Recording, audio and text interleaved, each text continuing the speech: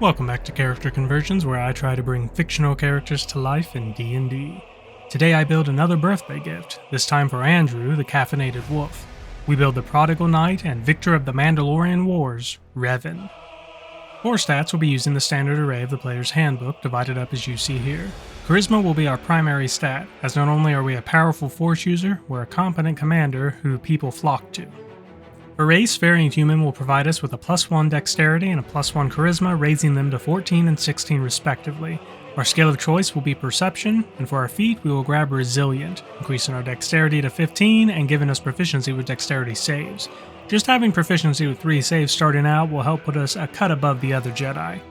Finally, we speak Common and 1 additional language of our choice. Pick whatever suits your campaign, but lean towards the more esoteric if you think you can. For background, Acolyte will represent growing up in the Jedi Order. This gives us proficiency with Insight and Religion as skills, our feature is Shelter of the Faithful, and we learn an additional 2 languages. Pick whatever languages work for your campaign. Again, Revan seems to know more obscure languages, but maybe grab Gnomish, as if any race invents droids, it would probably be the Gnomes. Shelter of the Faithful will make it so we can always find help from those of our order, but this is reliant on the GM, so remember to work it out with them. For class, this is maybe my 4th or 5th Force user I've dabbled with, and I've grown a bit tired of Psi Warrior. So for Revan I'll be branching out a bit in design. For this reason, to take advantage of our higher charisma, and to hint at our fall to the dark side, we'll be going with Warlock. This gives us a D8 hit die, proficiency with light armor as well as simple weapons, proficiency with wisdom and charisma saves, and for skills we will pick up Arcana and History. At first level we need to choose our patron. To focus on our skill with the lightsaber, we'll be going with Hexblade. This gives us Hexblade's Curse, allowing us to curse someone within 30 feet as a bonus action. We gain bonus to damage equal to our proficiency bonus, and also crit on a 19 to 20. If the cursed target dies, we regain hit points equal to our Warlock level plus our Charisma modifier. Next, we gain Hex Warrior. This gives us proficiency with medium armor, shields, and martial weapons. After finishing a long rest, we can select a weapon we're proficient with that lacks the two-handed property, and we're now able to use our Charisma modifier in place of Strength or Dexterity. Our Pact Magic grants us 2 cantrips and 2 first-level spells this level. For cantrips, we'll be picking up Friends and Mage Hand. Friends for a minor mind trick, and Mage Hand for minor telekinesis. For first-level spells, let's grab Charm Person, for similar reasons to Friends, and Shield to boost our defense. As a second-level Warlock, we gain Eldritch Invocations and another first-level spell. For Eldritch Invocations, grab Armor of Shadows, allowing us to cast Mage Armor at will. The second doesn't really matter, as we'll be replacing it next level, so choose whatever you like. For a spell this level, grab Armor of Agathis to both boost our hit points for melee combat, as well as cause damage at the same time. As a third-level Warlock, we choose our Pact Boon, and to continue focusing on our lightsaber combat, we will take Pact of the Blade. Now as a bonus action, we can create a melee weapon, or transform a magic weapon into our Pact weapon with an hour-long ritual. Do note that the Pact weapon we create can be separate from the weapon we designate with Hex Warrior, meaning we can dual-wield now and use our Charisma modifier for both weapons. Next, we will replace our second Eldritch Invocation with improved Pact weapon, allowing any weapon we summon with Pact of the Blade to act as a spell focus for our Warlock spells. In addition, granting the weapon a +1 bonus to attack and damage rolls, as well as allowing us to conjure a short bow, long bow, light crossbow, or heavy crossbow. Finally, we will gain our first second-level spell, of which we will pick up Blur to represent how fast we move in melee combat to better avoid our enemy's strikes. As a 4th-level Warlock, we gain our first ability score improvement. We'll drop this into our Charisma, raising it to an 18. Next, we gain 1 cantrip and our next 2nd-level spell. For a cantrip, we would choose Sword Burst, and for a spell, Mirror Image, for similar reasons to Blur, which we can use both at the same time. At 5th level, we gain an additional Eldritch Invocation and our first 3rd-level spell. We want to grab Thirsting Blade. This is the Warlock equivalent of extra attack, allowing us to make 2 attacks instead of 1 when we take the attack action. And for our 3rd-level spell, we will grab Counter Spell, allowing us to stop any particularly nasty force powers coming our way. At 6th level, we need to multi-class over to Fighter for a moment. This gives us a D10 hit die, a fighting style, and second wind. For fighting style, we want to grab 2 weapon fighting, allowing us to use our ability modifier for offhand attacks. This is key, as I know Andrew prefers dual-wielding Revan above other variations. And second wind allows us to use a bonus action to restore a D10 plus our fighter level. Probably a little grit we picked up on the front lines of battle. At 7th level, we multi-class once again, but this time over to Bard. With this, we can strengthen both our force abilities and leadership potential. We gain proficiency in one skill of our choice. Let's grab Stealth in case we need to lead a strike team. One instrument, choose whatever you like. Next, we gain Bardic Inspiration, 2 cantrips, and 4 first level spells. Bardic Inspiration gives us a pool of d6 equal to our Charisma modifier to grant to an ally for use of an ability check, attack roll, or saving throw in the next 10 minutes. We regain all uses after a long rest. For cantrips, we'll pick up Light and Message. Light allows us to make our sword more like a lightsaber, and Message for some telepathy. For our spells, we will grab Cure Wounds, Detect Magic, Long Strider, and Sleep. We can heal ourselves and others with the Force, Detect Magic to reach out our senses, Long Strider to enhance our body, and Sleep as a version of Force Stun. As a second level bard, we gain Jack of All Trades, Song of Rest, and another first level spell. Jack of All Trades adds half our proficiency bonus to all ability checks that don't already get it, so we have a moderate skill in everything we try, and Song of Rest allows us to heal our allies an additional d6 during a short rest.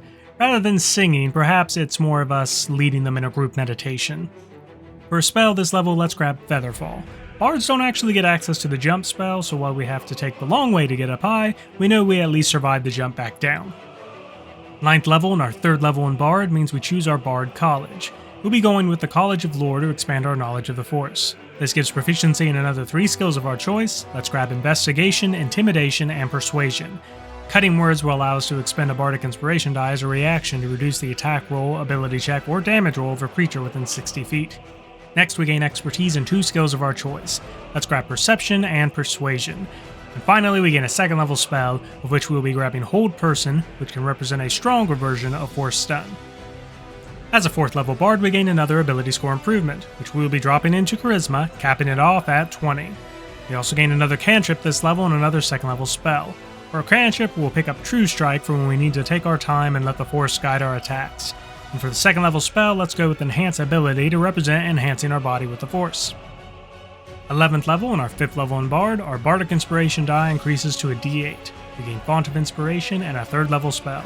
Font of Inspiration makes it so we regain our Bardic Inspiration die after a short rest. And for our 3rd level spell, we will grab Sending for longer range telepathy. 12th level and 6th level in Bard, College of Lore grants us Counter Charm, a 3rd level spell, and additional magical secrets. Counter Charm makes it so as an action, we grant allies within 30 feet advantage on saves against being frightened or charmed until the end of our next turn. Just one more sign of what a great leader we are. For a 3rd level spell, we grab Tongues, allowing us to explain how we know so many obscure languages. Additional magical secrets allows us to choose 2 spells from any spell list, and they won't count against our spells known. We'll grab Haste and Lightning Bolt, 2 3rd level wizard spells. Haste is a good spell for having to fight in melee, and Lightning Bolt is to represent our use of Force Lightning. 13th level and our 7th level in Bard is our first 4th level spell. We'll pick up Freedom of Movement. This allows us to, for an entire hour without concentration, our movement just cannot be reduced, and we can spend 5 feet of movement to escape any restraints. If we really want to get to our target, we will. 8th level in Bard is our next ability score improvement. We'll be trading this for a feat. We'll dip into Unearthed Arcana number 39 and grab Human Determination. This will increase our dexterity to a 16, and once per short or long rest, we can grant ourselves advantage on attack rolls, ability checks, or saving throw. Finally, our next 4th level spell will be picking up Charm Monster for a stronger mind trick. 15th level and 9th level in Bard, our Song of Rest die increases to a d8, and we gain our first 5th level spell. For a spell, we will grab Animate Objects, as Revan is known to be able to levitate lightsabers around him. With this spell, we can do it with up to 10 of them. As a 10th level bard, we improve our Bardic Inspiration die to a d10. We gain expertise in 2 skills of our choice. Let's grab Stealth and Intimidation this time, doubling our proficiency bonus with them. We gain 1 additional cantrip and another 2 magical secrets. For a cantrip, we'll pick up Blade Ward for some defensive lightsaber technique. And for magical secrets, we'll grab Telekinesis, a 5th level wizard spell. Revan was very proficient with Telekinesis, and Greater Restoration, a 5th level druid spell, to further improve our ability to heal with the Force. As an 11th level bard, we gain our first 6th level spell, of which we'll be picking up True Seeing, as one of Revan's greatest strengths was his skill with Force Sense. 18th level and our 12th level in Bard, we gain our final ability score improvement. We'll drop this into our Dexterity, raising it to an 18. 13th level in Bard, our Song of Rest increases to a d10, and we gain our first 7th level spell. We'll grab Regenerate to again improve our ability to heal with the Force, and last in melee combat. 20th level, as the capstone for our build, College of Lore grants us Peerless Skill and 2 magical secrets. Peerless Skill makes it so when we make an ability check, we can use Bardic Inspiration on ourselves for ability checks. For our magical secrets, we will pick up Firestorm, a 7th level druid spell as a representation of Force Storm perhaps, and Chain Lightning, a 6th level wizard spell for more Force Lightning. End result sees us with an average of 134 hit points and an AC of 17 with mage armor. Not only is the power of our spells determined by our charisma, but the power of our melee attacks too. We'll be assuming a long sword for our lightsaber and a short sword or scimitar in our offhand when we dual wield. We can average 10 damage a hit, 20 damage a round, 30 if we happen to be hasted, an additional 8 off of our offhand attack. If we're attacking a target we have used Hexblade's Curse on, we add our proficiency bonus to damage for every hit as well. At low levels, this could be an additional 6 damage, while at higher levels, up to an additional 24. Pretty decent, I'd say, but our strength comes from how we use our spell selection. Blur and Mirror Image make us harder to damage. Haste does this while also giving us an additional attack at the same time. We can heal ourselves in battle with Cure Wounds or Regenerate, or remove pesky conditions with Greater Restoration, and a well-placed Hold Person followed up by Lightning Bolt or Chain Lightning could be devastating.